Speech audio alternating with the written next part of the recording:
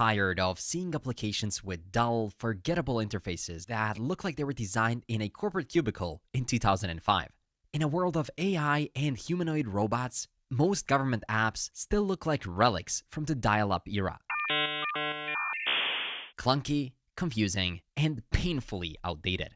Every time you've encountered one of these digital dinosaurs, something inside you probably whispered, I could do so much better than this. And you know what?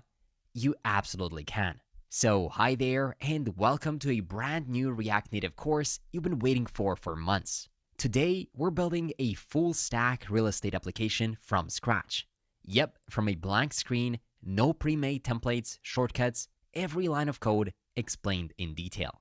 With authentication with Google for secure user sign-ins, a homepage showcasing the latest and recommended properties complete with search and filters, an explore page to browse all property types, a property details page to dive into specifics, and a profile page with customizable settings.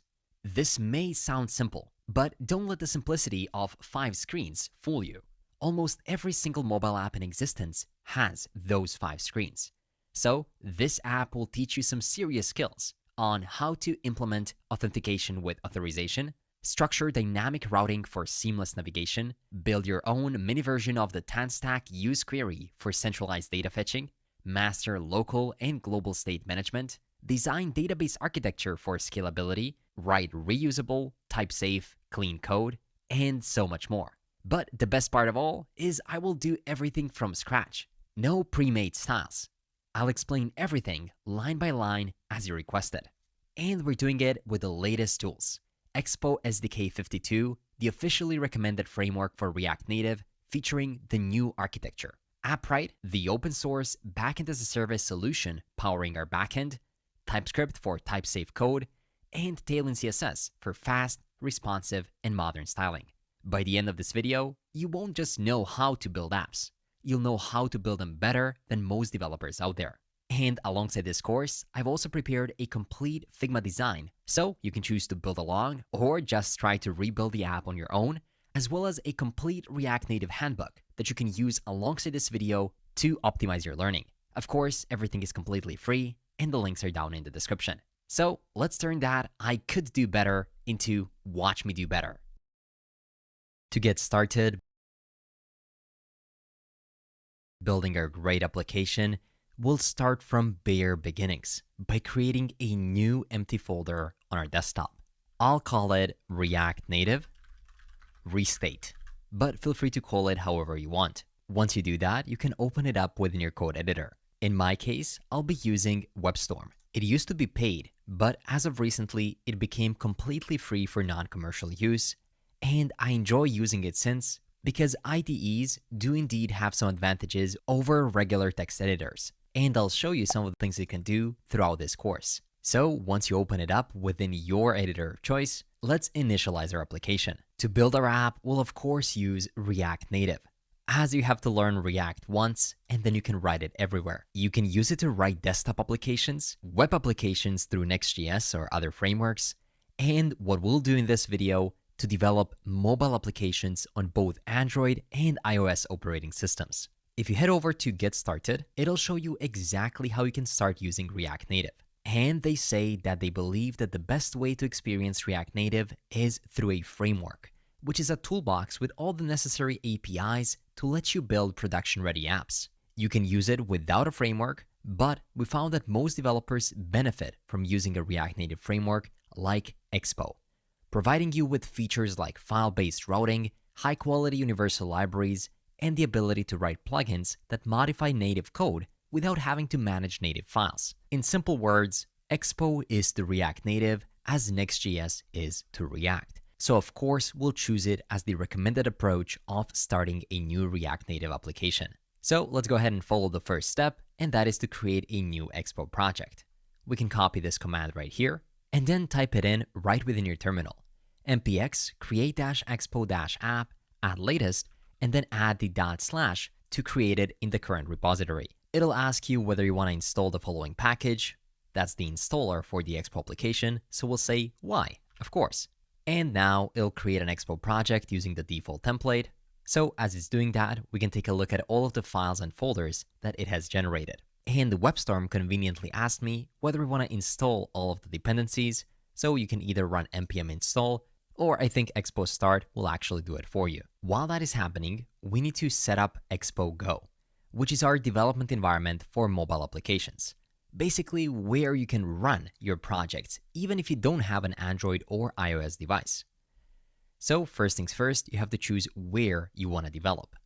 We recommend using a real device to develop, since you'll get to see exactly what your users will see, and you'll be able to test your application directly on your phone. So feel free to choose any option from here. I'll go with my real iOS device. You can develop using Expo Go, and then it'll simply give you a QR code to download Expo Go from the App Store. Similarly, if you choose Android device, then it's going to give you a link to download it from the Play Store. These are the two quickest ways, because for the Android emulator, you'll actually have to download Android Studio, which is a very heavy application that takes a lot of time to download and a lot of energy to run. Similarly, if you want to develop on the iOS simulator, you would need to install Xcode, which also takes a lot of processing power. So it's much better to run it natively on your device, as Expo makes it so simple. Once you download it and open it up on your device, it should look something like this. So let's go ahead and start developing. To start the development server, we need to run npx expo start and then open the app on our device. So let's do just that. I'll head back to my application and run npm expo start. As soon as you do that, you'll notice that it'll immediately run it. And if you scroll up, you should also be given a QR code that you can scan. If you're using Android, you can scan it directly through the Expo Go application, or on iOS, you'll have to go to your camera app. And that should look something like this. Just scan it and click Open in Expo Go. That'll download all the necessary files needed to make it run. And there we go. We are now live. So now that our application is running, it says go to tabs index.tsx, which is right here under app, tabs index.tsx, which is our homepage. You'll notice that this looks very similar to basic React or maybe even Next.js. So the only thing you have to do to actually modify the code is to delete it.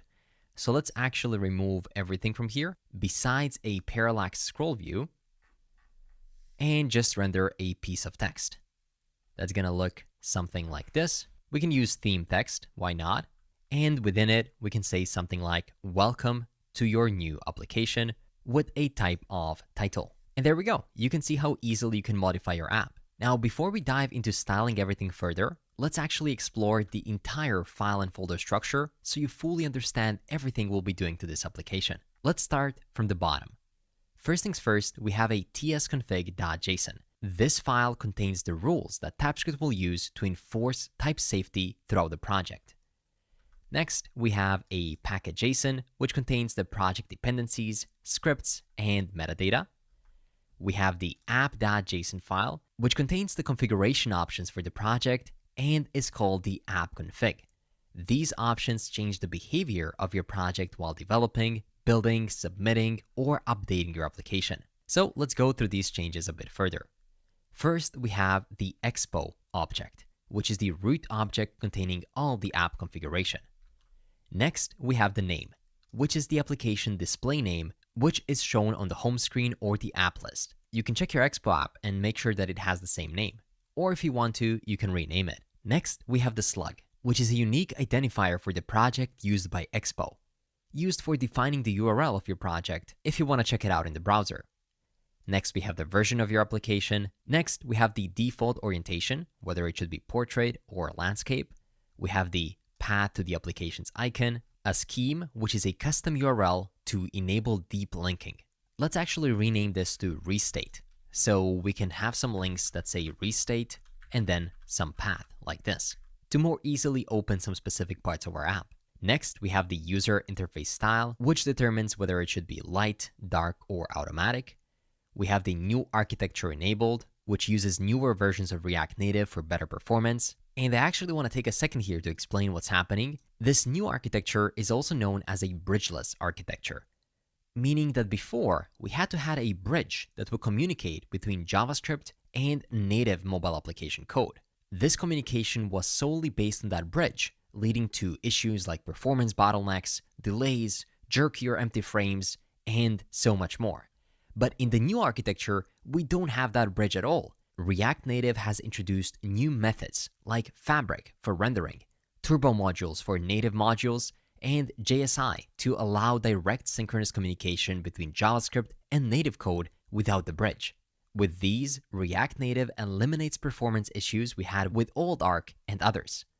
And the best thing is that as we're talking about this, Expo immediately supports this new architecture without you needing to do anything. And along this, you can also use the latest React features like transitions. Moving ahead, we have the iOS-specific features, whether we want to extend them on tablet devices, and same thing for Android-specific properties. Similarly, we have some web-specific properties as well.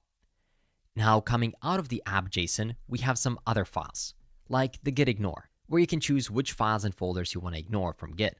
After that, we have a scripts folder, which is used for resetting the project to bare minimum code, and some boilerplate code like hooks, constants for storing constants, some assets, and finally, the app folder, which contains the routing functionality similar to that of Next.js, only with a bit of difference. As you can see, there is a tabs group which has more files. If you modify the tabs index.tsx as we did, it'll show up immediately. So instead of us having to manually remove some of the other stuff as well, let's run the reset project script to see how an empty project would look like. So I will open up a new terminal window by pressing plus right here, and then I'll run npm run reset project. If you do that, it'll run it completely, and now we need to rerun npx expo start to start the development server. So let's do just that. I will stop it from running by pressing Ctrl+C, and I'll run npx expo start. Once that happens, you can just use the R on your keyboard in your terminal to reload the application. And then you can remove the app example folder, and we only have a very clean app folder which contains an index.tsx file that says edit app index.tsx to edit this screen, which means that we have now properly set up our development environment for developing mobile applications on both Android or iOS devices, depending on what you prefer. But actually, you're developing for both systems at the same time. So with that in mind, in the next lesson, let's go ahead and set up our project routes. So let's create all the necessary routes for our application.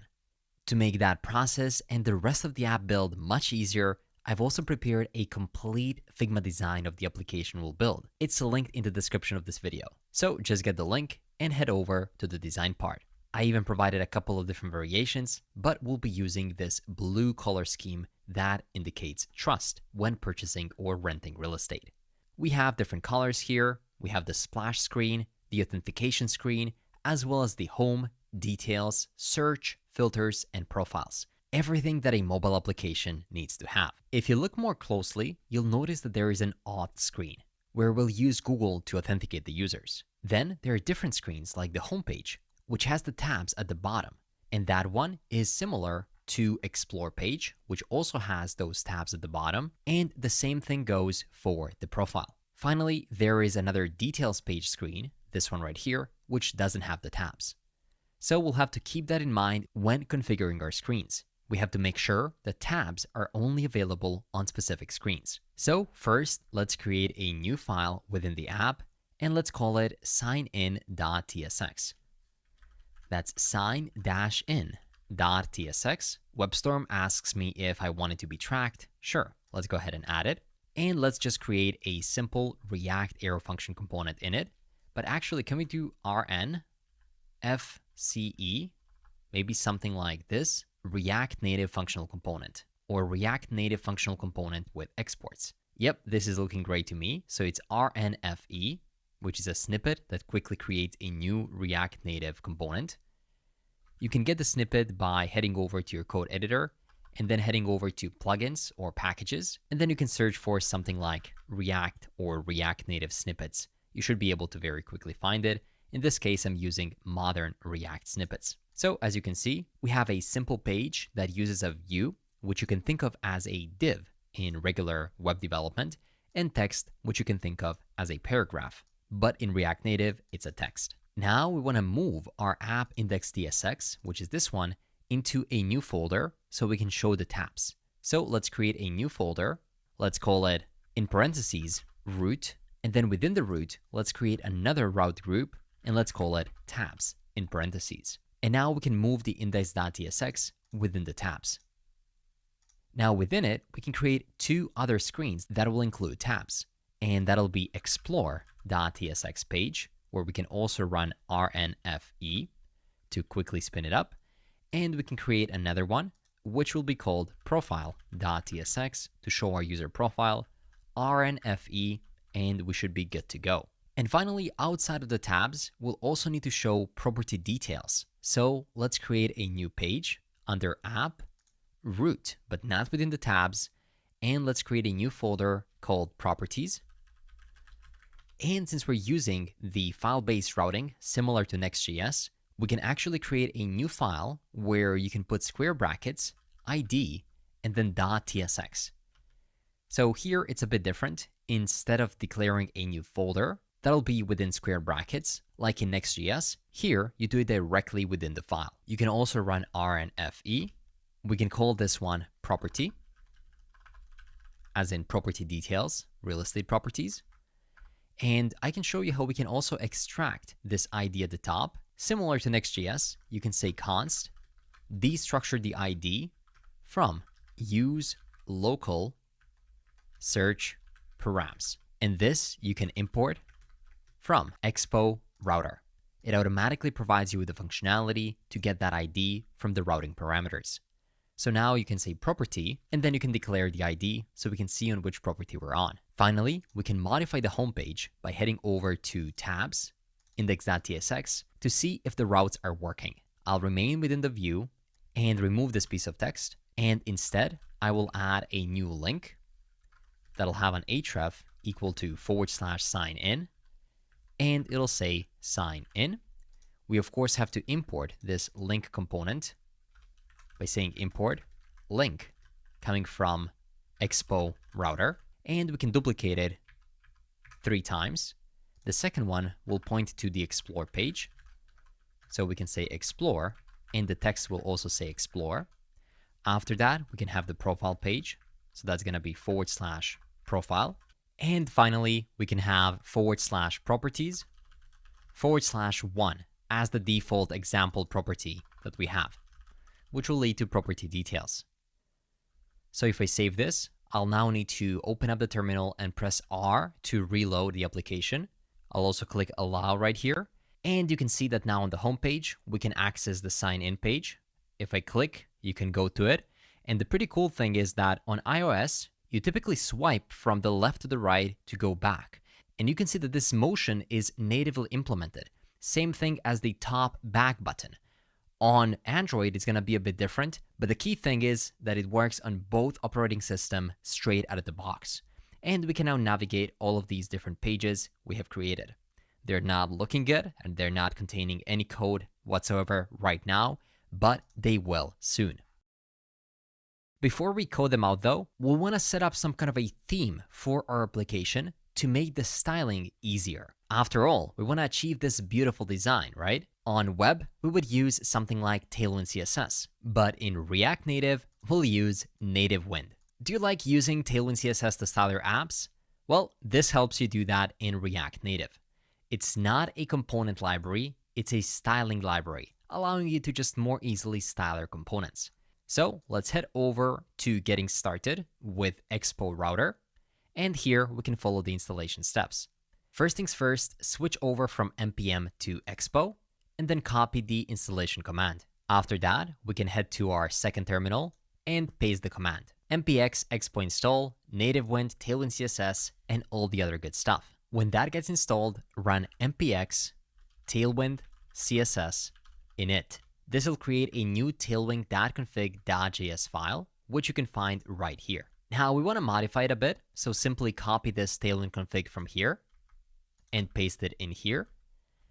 And I also noticed that I missed running the npx pod install to finish the installation of React Native Reanimated. So let's also paste that into the terminal as well. should be pretty simple. Once that is done, we can create a CSS file called globals.css and add the Tailwind CSS directives. So let's head over into the app and let's create a new file called globals.css and simply paste the Tailwind CSS directives. After that, we have to add the Babel preset. So copy this babel.config.js code and create a new file called babel.config.js and paste it right here. It has to be outside of the app, so within the root of your application. After that, if your project does not have a metro.config, you can set up a new metro config file. So let's copy mpx expo customize metro config and paste it to your terminal. This will generate a new metro config file. So make sure to copy and paste the code from here into it. It'll make sure that it includes native wind. Finally, we can head over to our app_layout.tsx, which is right here. And here we can import the globals.css by saying import /globals.css to add Tailwind to our application. That was the 5th step. And optionally for TypeScript, we need to add an additional file called nativewind-env.ts. So let's create a new file right here, new file called nativewind-env.d.ts. And within it, you can add this piece of code. That's it. Now we can restart our server one more time by going to our terminal and pressing Ctrl+C to stop it from running, and then pressing mpx expo start again to rerun it on our application, and then press R to reload. Finally, let's head over to our index.tsx of the tabs. And by the way, to immediately switch to a file like what I have done right now, you just have to press Command or Control+P and then start typing the name of the file you want to switch to. It's much easier than going here and then manually heading over into it. So let's test it out. I will add a new piece of text right here at the top. And it can say something like, welcome to Restate, which is the name of our application. And to make sure that Tailwind CSS works, we can give it a class name equal to font-bold, text-lg, and margin Y of 10. If you save it and reload, the changes did not take effect, and we got one warning saying route nativewind.d.ts is missing the required export.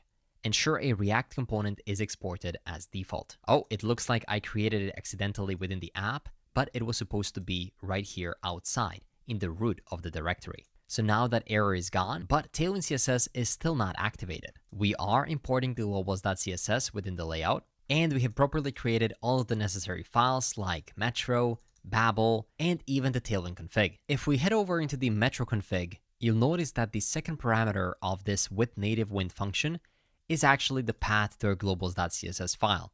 And I just said /globals.css, but it was supposed to be /app/globals.css. So if we fix this, and also if we head over into tailwind.config.js, here, alongside tracking the changes in the app folder, we'll also have to track the changes in the components folder. So let's copy this path, paste it here, and say /components, and then everything else is the same. Now the changes will not take effect until you stop your application from running completely by pressing Ctrl+C and then rerun it with mpx expo start, and only then reload the application. I struggle with this all the time. I make some changes, but it's not like doing web development where everything happens instantly. Still, sometimes whenever you change routes or some big setup things like this, you will need to stop your application and then rerun it entirely.